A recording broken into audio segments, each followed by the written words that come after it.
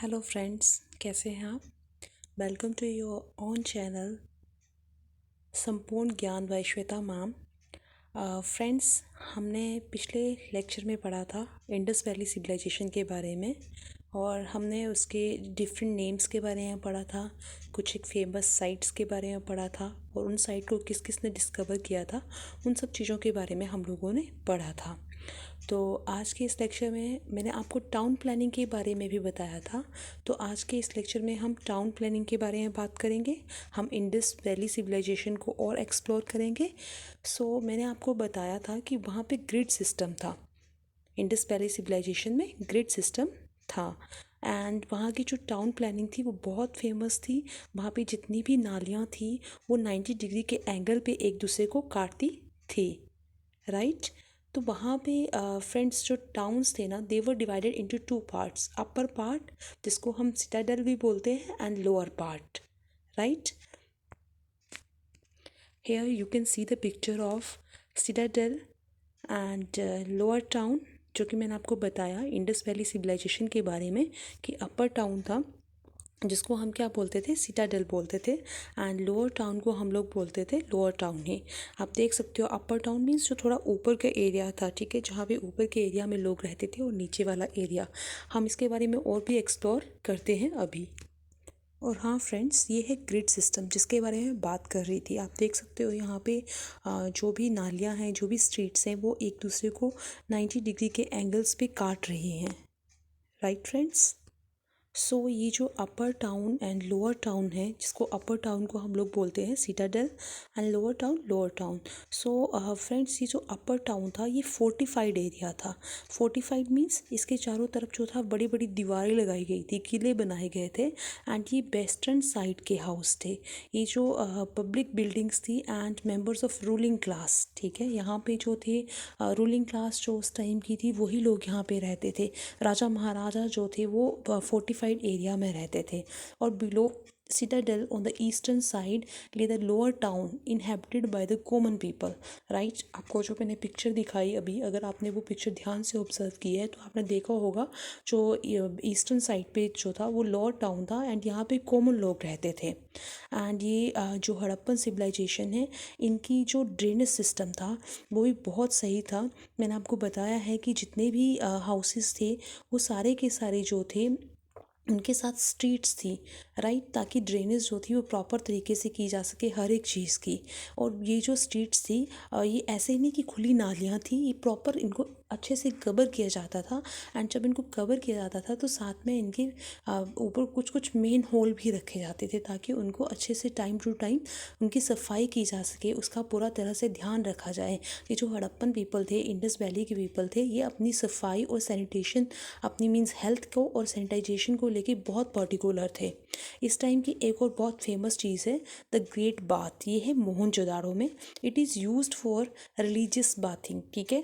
ये रिलीजियस कोई भी कुछ धार्मिक रिचुअल होता था, कोई धार्मिक सेरेमनी होती थी, कुछ त्यौहार होते थे, तो उस टाइम पे ये बाथ के लिए यूज़ किया जाता था। द ग्रेट बाथ है ना, जैसे इसके नाम से ही पता चल रहा है कि नहाने के पर्पज़ से इसको यूज़ किया जाता था। इसके दोनों तरफ पे एंड्स थे, सीढ़ियाँ थी जो कि एक दूसरे की तरफ से नीचे को जाती थी, मीन्स जो टब सा बना था उसकी तरफ को जाती थी। एंड वहाँ पे साइड में जो थे वो चेंजिंग रूम्स भी थे।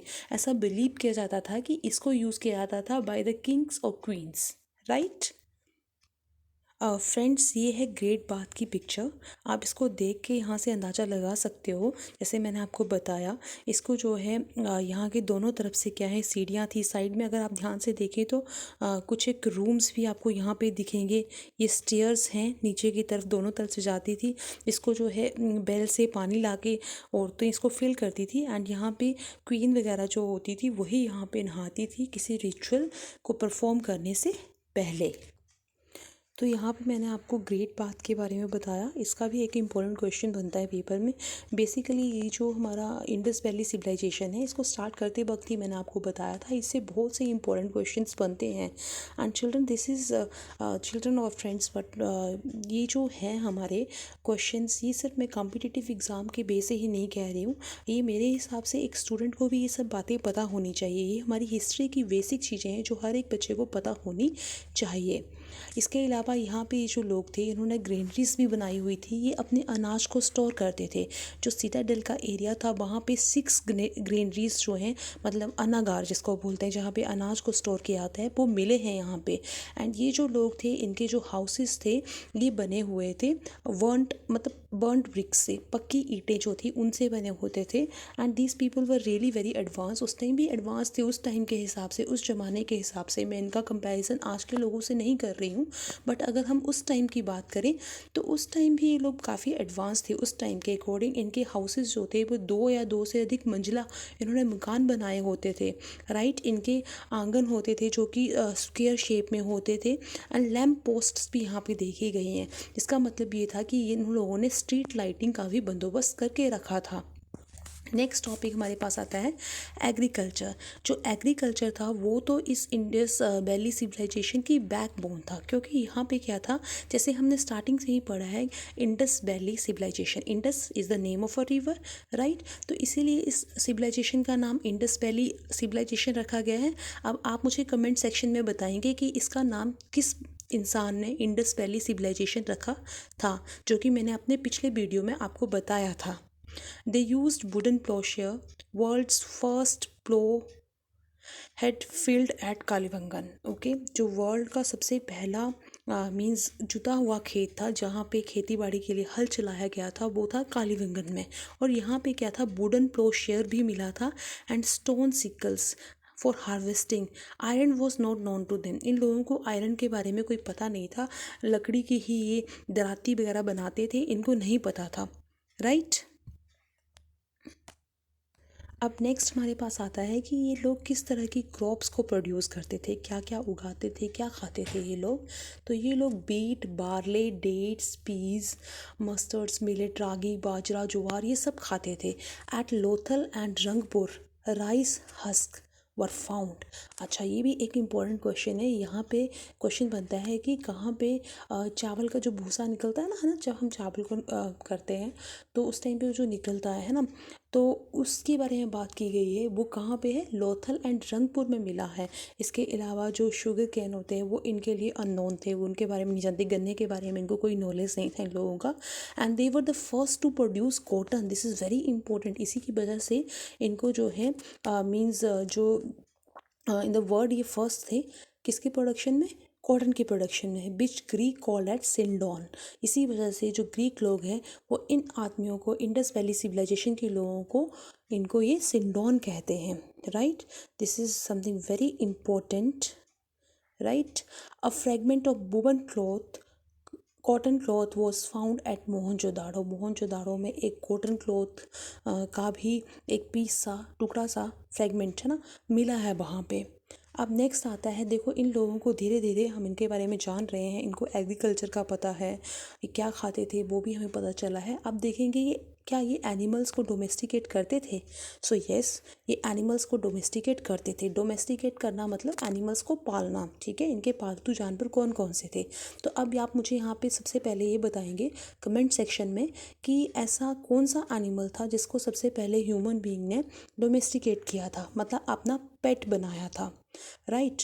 सो अब बात करते हैं इंडस वैली सिविलाइजेशन के लोगों की। The domesticated buffaloes, oxen, right, oxen, oxens and sheep, asses, goats, pigs, elephants, dogs, cats, इन सबको ये क्या करते थे, अपने पालतू जानवर इन्होंने बना के रखे थे। यहाँ पे घोड़े के रिमेन्स भी मिले हैं सुरकोता से एंड डायनासोर्स के एट अमीरी, यहाँ से। लॉइन जो था वो नहीं नोन था, उसके बारे में यहाँ पे कोई बताया नहीं गया है।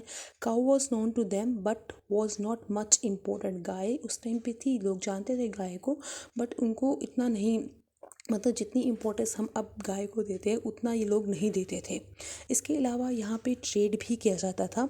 इंडस वैली सिविलाइजेशन में ट्रेड पे भी इम्पोर्टेंस दी गई है। एग्रीकल्चर, इंडस्ट्री, फॉरेस्ट प्रोड्यूस, ये जो थे बेसिकली इंटरनल और एक्सटर्नल ट्रेड को बढ़ावा देते थे, right. Trade was based on barter system, this is something very important. Barter system क्या होता है, यहाँ पे क्या करते थे ये लोग, ट्रेड करते थे on the basis of barter system, क्योंकि उस टाइम पे आपको पता है पैसे तो डेवलप हुए नहीं होते थे, तो बार्टर सिस्टम पे ही ये ट्रेड करते थे। अब ये बार्टर सिस्टम क्या है, बार्टर सिस्टम क्या होता है कि सपोज़ आपके घर में कोई गेस्ट आ गया, ठीक है, और आपको उनके लिए चाय बनानी है, राइट। मैं बहुत सिंपल सा एग्जांपल से आपको समझाऊंगी, बट आपके पास चीनी नहीं है, राइट। सो आप अपने मकान मालिक के पास या जहाँ अपने आस पड़ोस में जहाँ भी आप रहते हैं, मैं तो रेंट पे रहती हूँ तो मैं ऐसा ही एग्जांपल दूंगी, बट आप जहाँ कहीं भी रहते हैं अपने पड़ोस में, हाँ, कि ये मुझे एक कटोरी चीनी चाहिए, प्लीज़ आप मुझे दे दीजिए, तो आप उससे एक कटोरी चीनी लेके आते हो, ठीक है। और साइड बाय साइड कुछ दिनों के बाद या जैसे ही आप बाय कर लेते हो, आप उसको वापस वो कटोरी दे देते हो चीनी की, ठीक है, या उसको बदले में कुछ और चीज़ दे देते हो, तो वो हो गया बार्टर सिस्टम, मतलब एक चीज़ के बदले में दूसरी चीज़ को लेना, ठीक है, क्योंकि उस टाइम पे पैसे जो थे वो इन्वॉल्व नहीं थे, राइट। इसलिए बार्टर सिस्टम का मतलब होता है एक चीज़ के बदले में दूसरी चीज़ को लेना। Weights and measures were made of lime stones, right. उस टाइम पे क्यूबिकल शेप में, क्यूब की शेप में ना, जैसे आपका एक बॉक्स होता है उस ऐसी शेप में जो थे वेट्स और मेजर्स, है ना, चीज़ों को नाप तोल के लिए बनाए गए थे। They were in multiple of 16 and decimal system was known to them. ये एक गौर करने वाली बात है कि इन लोगों को क्या था, डेसिमल सिस्टम के बारे में इनको जानकारी थी, right. Several sticks inscribed with measures mark have been discovered. It indicates that linear system of measurement was in use. You can see हमारे इन लोगों को ये सब कुछ पता था, linear system of measurement ये भी इनको पता था, right? अब यहाँ पे बात करते हैं कि हमारा, जैसे मैंने बताया, इंटरनल ट्रेड था, एक्सटर्नल भी था। तो इंटरनल तो मतलब अपने अंदर अंदर का ट्रेड, राइट, अपनी ही कंट्री के अंदर का ट्रेड। बट एक्सटर्नल ट्रेड की अगर हम बात करते हैं तो ये कहाँ कहाँ करते थे, मेसोपोटामिया और सुमेरिया जो कि इराक में है, central Asia, Persia, Afghanistan, Bahrain, इन सब कंट्रीज़ के साथ हम लोग क्या करते थे, इंडस वैली सिविलाइजेशन के लोग क्या करते थे, ट्रेड करते थे, राइट। जैसे टेक्स्ट, सुमेरियन टेक्स्ट जो हैं उनके अपने जो उनके जो लिखी हुई बुक्स वगैरह हैं उसमें ये डिस्कशन किया गया है कि महलुआ जो कि इंडस है ना, उसके साथ हम लोगों ने ट्रेड किया था। इंडस वैली के जो लोग थे उन्होंने वहाँ पे ट्रेड किया था। सूसा एंड उर्बर मेसोपोटामियम सूसा एंड उर्बर Mesopotamian sites where Harappan seals पर फाउंड। ये आता है पेपर में कई बार क्वेश्चन की, सूसा एंड और ये क्या थी, तो ये क्या थी, मेसोपोटामिया की ये साइट्स थी। लोथल जो है वहाँ से आर्टिफिशियल डॉकयार्ड मिला है, राइट। तो ये भी इम्पोर्टेंट है। धोलावीरा, देमाबाद, है ना, ये सारे क्या थे, कोस्टल टाउन्स थे इंडस वैली सिविलाइजेशन के, राइट फ्रेंड्स। सो आज के लिए हम सिर्फ इतना ही पढ़ेंगे, कल मैं आऊँगी नेक्स्ट वीडियो के साथ। Please like, share and comment on my channel. Please subscribe the channel, and moreover, if you have any question, any doubt regarding anything, then please send message in the comment section, and don't forget to give the answer of the 2 questions that I have asked from you. Thank you.